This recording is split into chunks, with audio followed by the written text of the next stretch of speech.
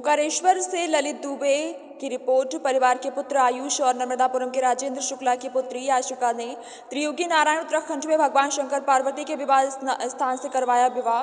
भगवान पर विष्णु का आशीर्वाद लिया। उत्तराखंड त्रियोगी नारायण में भगवान विष्णु का मंदिर है, जो कि त्रेता युग से भगवान के समय से बना हुआ है। तीनों युगों में भगवान विष्णु के द्वारा रचित लीला यहाँ देखने को मिलती है। जब माँ पार्वती और शंकर जी का विवाह इस स्थान पर हुआ, तभी से मकर संक्रांति पर्व से यहाँ प्रत्येक वर्ष शादियों से शुरुआत होती है।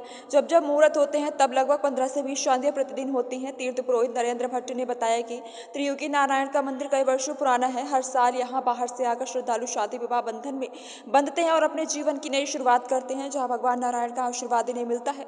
सुख समृद्धि ऐश्वर्य विभव जीवन में हमेशा बना रहता है। यहाँ पर भगवान के कुंड हैं और अंदर भगवान विष्णु विराजमान है। यहाँ पे जो है भगवान नारायण का ये मंदिर है और 3 युगों से त्रेता युग का ये मंदिर है। 3 युग पुराना।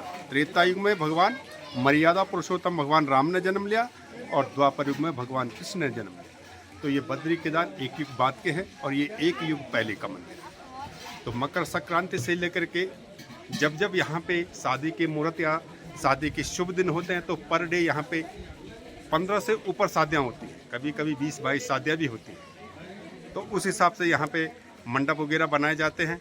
शादी वाले जोड़ों को यहाँ पे सुख संपत्ति और ऐश्वर्य का प्रतीक माना जाता है। भगवान नारायण का ये आशीर्वाद रहता है। यहाँ पे दाम्पत्य जो सुख समृद्धि रहती है। तो यह है 3 युग का मंदिर।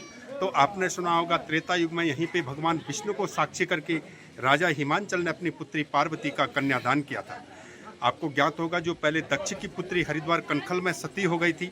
सती होने का कारण था, राजा दक्ष ने एक बहुत बड़े विशाल यज्ञ का आयोजन किया। तो आयोजन में सारे देवी देवता, ऋषि मुनि, संतगण सबको बुलाया, लेकिन बेटी और दामाद को नहीं बुलाया।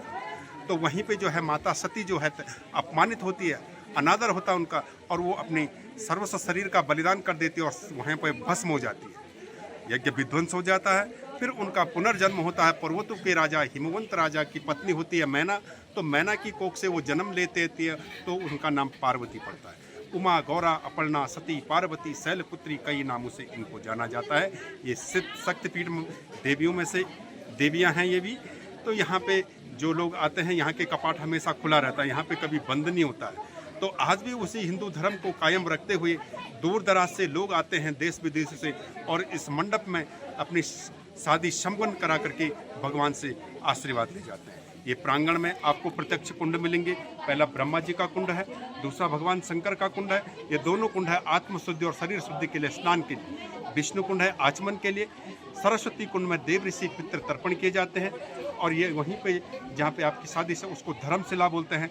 और अंदर भगवान नारायण दर्शन है। और 3 युगों से जो देवताओं की जलाई हुई अग्नि है, उस अग्नि का वहाँ पे दर्शन किया जाते हैं। लकड़ी चढ़ाई जाती है, हवन वगैरह होता है, और वही प्रसाद जो है, जो भस्मी बनती है, वही आप लोगों को प्रसाद के रूप में वितरित किया जाता है।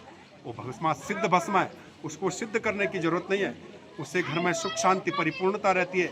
किसी का छल छिद्र तंत्र मंत्र जादू टोना भूत पिचास बुरी नज़र उसके सामने कुछ काम नहीं करता है। तो ये यहाँ का सूक्ष्म वर्णन है। तो बोलो नारायण। आपका परिचय पंडित जी? मेरा परिचय है, मेरा नाम नरेंद्र भट्ट है। मैं मूल निवास यहीं का हूँ, तीर्थ पुरोहित हूँ। यही गाँव हमारा है त्रियुगी नारायण।